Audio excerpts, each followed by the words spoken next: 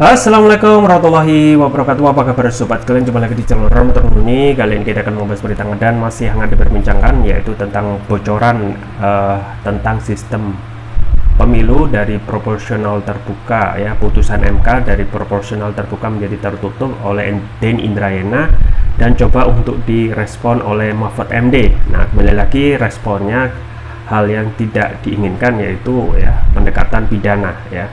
Bocorkan rahasia negara, Mahfud MD minta polisi periksa Denny Indrayana. Kembali lagi ya, aparat keamanan dilibatkan. Padahal ketika ada informasi tersebut ya klarifikasi, ya segera cari kebenaran daripada coba untuk mengedepankan ya sifat-sifat yang sifatnya represif. Ya, langsung saja kita baca dan kita ulas sesuai yang dilansir oleh rmol.id. Republik Merdeka. Aparat kepolisian diminta memeriksa Denny Indrayana usai mengaku mendapatkan informasi bahwa Mahkamah Konstitusi MK akan mengembalikan sistem pemilu legislatif ke sistem proporsional tertutup atau coblos partai. Permintaan itu disampaikan Menteri Koordinator Politik Hukum dan Keamanan Menko Polhukam Mahfud MD menanggapi pemberitaan atas ucapan Denny Indrayana di akun Twitter pribadinya. Info dari Denny ini jadi presiden buruk, bisa dikategorikan pembocoran rahasia negara. Polisi harus selidiki info A1 yang katanya menjadi sumber Denny agar tak jadi spekulasi yang mengandung fitnah, kata Mahfud Minggu. Mahfud mengingatkan putusan MK tidak boleh dibocorkan sebelum dibacakan. Dia menekankan bahwa putusan MK tersebut menjadi rahasia sebelum dibacakan. Putusan MK itu menjadi rahasia ketat sebelum dibacakan, tapi harus terbuka luas setelah diputuskan dengan pengotokan palu vonis di sidang resmi dan terbuka tuturnya. Mahfud yang merupakan ketua MK mengaku tidak berani meminta isyarat, apalagi bertanya tentang vonis selama menjabat. Mahfud juga mendesak MK dapat menyelidiki sumber informasi dari Denny Indrayana tersebut. Saya yang mantan ketua MK saja tak berani meminta isyarat, apalagi bertanya tentang vonis MK yang belum dibacakan sebagai vonis resmi. MK harus selidiki sumber informasinya, pungkas Mahfud.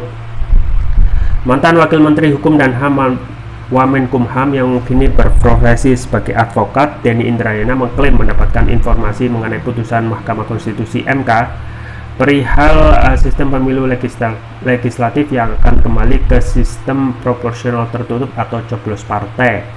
Putusan itu diklaim Denny diwarnai perbedaan pendapat atau dissenting opinion di MK. Ya, itu ya sobat sekalian terkait dengan keputusan yang kembali lagi ya bisa dikatakan kontroversial karena meskipun ini baru dugaan ya tentang sistem pemilu yang sebelumnya terbuka menjadi tertutup atau coblos partai ya. Dan ini kembali lagi ya bagaimana muka terkait berbagai ya informasi atau kebebasan publik untuk menyampaikan ya informasi ataupun pendapat ya. Jadi apa yang disampaikan oleh Denny Indrayana ya meskipun disampaikan itu valid A1 ya, kita juga sebagai ya warga negara yang baik, apalagi ya sebagai pejabat publik yaitu Mahfud MD harusnya ya bisa mencari ya informasi tanpa mengedepankan ya tindakan yang represif, langsung melakukan ya pelaporan ya pidana dan lain sebagainya. Nah, ada hal yang bisa sebenarnya untuk diusahakan, bahwasanya pejabat publik ataupun lembaga pemerintah pasti mempunyai akses ya terkait segala hal ya informasi dan lain sebagainya dibandingkan dengan masyarakat biasa yang less information ya. Less information artinya mereka ataupun civil society memang tidak mempunyai akses yang luas terhadap informasi terkait lembaga negara atau terkait dengan informasi di MK. Nah, saat ini kita ketahui ya keputusan MK sangat kontroversial sekali ya. Di tengah saat ini proses pemilu yang sedang berjalan ya tentang sistem pemilu yang harusnya itu sifatnya open legal policy dan tidak terkait dengan norma konstitusional, justru terus menerus diputuskan ya oleh MK ya. Sebelum sistem proporsional ini kita ketahui jabatan pimpinan KPK juga di judicial review ya, yang sebelumnya 4 tahun sekarang 5 tahun, dan sudah ada keputusannya, dan ini juga menjadi perhatian publik dan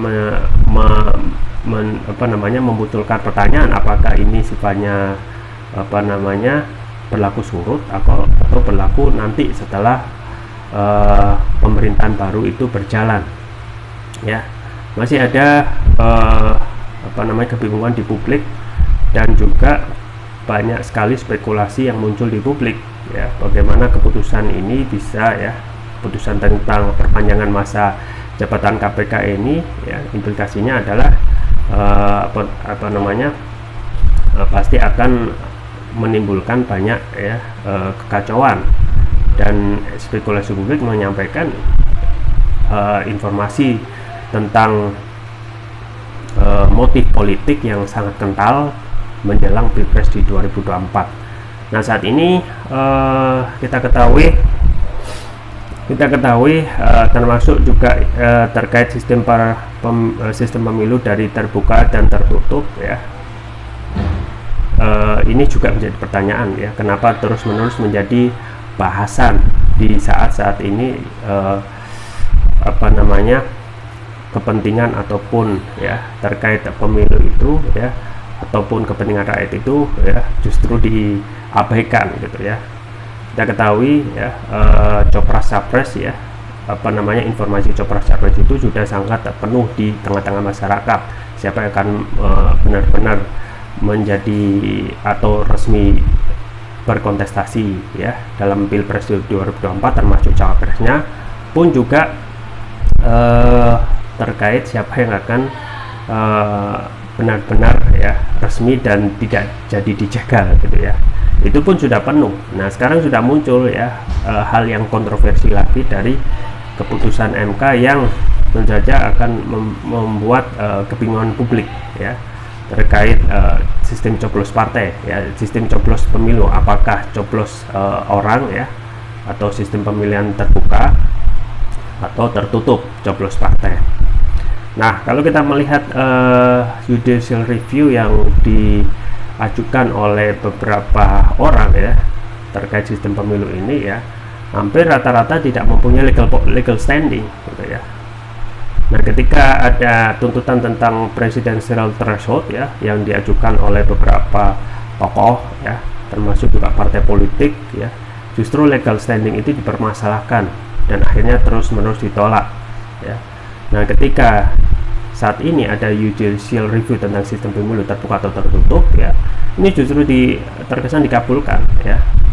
Jadi terkesan MK saat ini itu tidak bisa dianggap sebagai ya the guardian of constitution gitu ya, tetapi lebih pada guardians of oligarchy gitu ya, atau kepentingan.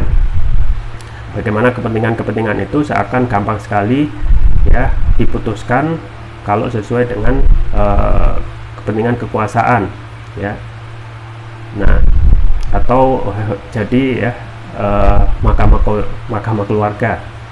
Nah, saat ini sudah memanas kondisi politik setelah ada keputusan yang juga diduga bocor ya, entah itu dari mana informasinya ya, dari Prof Denny Indrayana atau dari benarkah informasi ini dari MK sendiri, atau informasi yang sama-sama kuat ya, yang nantinya akan jadi keputusan yang ingkrah dari MK tersebut. Nah, yang kita sayangkan tentu saja bagaimana perlakuan tentang informasi yang beredar di publik yang harusnya bisa dicari klarifikasinya lebih baik daripada mengajukan ya cara-cara yang represif ya, melaporkan dan lain sebagainya, melaporkan ke polisi ya, melakukan pemeriksaan yang kembali lagi ya, kekuatan penegak hukum itu dipakai untuk menghajar atau mengebuk ya lawan politik yang tidak sesuai dengan kepentingan kekuasaan. Nah, ingat bahwasanya ketika transaksi janggal 349 triliun yang diungkap oleh Mahfud MD itu adalah ya sama tuduhan dari DPR bahwasanya Mahfud MD membocorkan dokumen ya, tetapi dibantah bahwasanya itu satu bagian untuk ya kalau melaporkan ya itu salah satu bagian obstruction of justice ya. Nah, kenapa ini juga tidak dipakai saja bahwasanya keterangan dari Denny Indrayana itu sebagai informasi publik yang biasa saja gitu ya, yang harusnya itu bisa digali kebenarannya oleh pemerintah ya, pemerintah oleh dengan melakukan klarifikasi benar tidaknya ya. Jadi sobat sekalian ya, kita juga miris ya, segala hal di negeri ini jelang pemilu itu begitu panas ya, dari masalah copras-capres terkait calon yang sudah dideklarasikan resmi ini ya, potensi untuk dijegal tidak jadi nyapres juga besar sekali ya.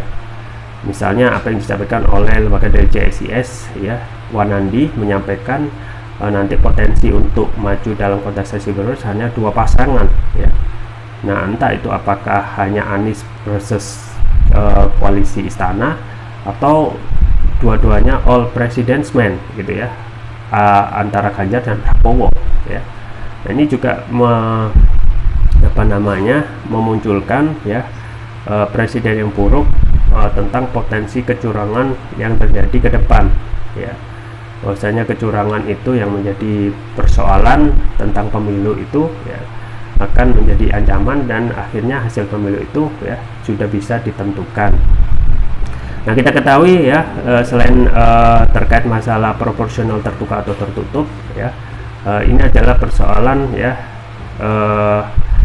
pemilu yang sudah berlangsung. Kita ketahui DCS atau daftar calon caleg sementara itu sudah disetorkan kepada KPU, tinggal bagaimana menjalankan. Nah, kalau ini keputusan dari MK ini turun dan membatalkan apa yang sudah dilakukan oleh partai politik, yaitu menyerahkan DCS, maka apa yang disampaikan oleh SBY itu ya pasti akan menjadi perdebatan publik ya, chaos ya.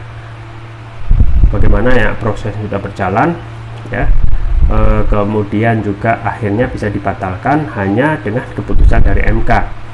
Jadi satu hal ya, MK yang saat ini terkesan seperti langsung kekuasaannya di bawah presiden ya, terkesan kekuasaannya di bawah presiden ini bisa disusupi kepentingan dari kekuasaan ya. Ketika kekuasaan ini ya ingin memenangkan kontestasi, berbagai upaya itu dilakukan, termasuk untuk memperpanjang ya jabatan ketua KPK yang semula 4 tahun menjadi 5 tahun itu bisa diwujudkan ya. Termasuk juga hal yang dikhawatirkan oleh banyak pihak, termasuk oleh koalisi Anies, yaitu tentang begal demokrat yang dilakukan oleh Muldoko CS, yang jadi pertanyaan apakah ini bisa dilakukan? Bisa saja gitu ya, mengingat kalau yang dilakukan adalah pendekatan otoriter, maka hukum yang terjadi yang sebelumnya putusannya semau gue ya juga bisa gitu ya. Jadi pertama, rakyat itu ya hanya nantinya menjadi penonton ya, yang tidak mempunyai kekuasaan untuk menentukan siapa yang hanya menjadi penonton dan hanya melihat ya bagaimana kedikdayaan para politisi, termasuk juga keinginan istana yang terus-menerus melegalkan apapun dan melanggar aturan apapun untuk ya mendapatkan kekuasaan atau melanggengkan kekuasaan ya. Nah, harusnya satu hal yang harus dipikirkan, yaitu inilah sistem demokrasi kita, gambaran sistem demokrasi kita yang terkesan ya tidak bisa memberikan ya kedaulatan di tangan rakyat ya. Yang terjadi adalah kedaulatan di tangan oligarki dengan menempatkan para politisi itu untuk ya sebenarnya ya untuk menjalankan